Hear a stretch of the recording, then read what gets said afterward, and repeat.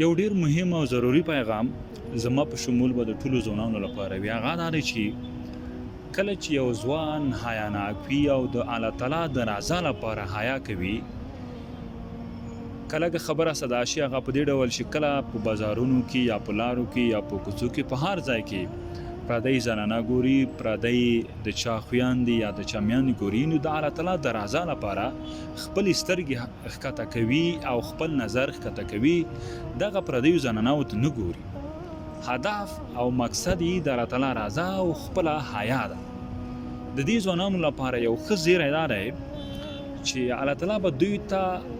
نیکې، دینداره او حیاناکې میرمنې ورکو نصیب کړي، ځکه د دوی همدغه عمل، دغه د حیا عمل چې دوی ترسره کوي، دا ټول عملونه جمع کیږي او د دې عملونو یا د دې نیکیو یا د دې غوره عمل چې هغه د حیا ساتل دي، د دوی په نتیجه کې الله تعالی دوی ته یوه نیکه او حیاناکه میرمن ورکوي. ځکه الله تعالی قرآن کې ویل دي چې پاکې میرمنې د پاکو نارینه‌و لپاره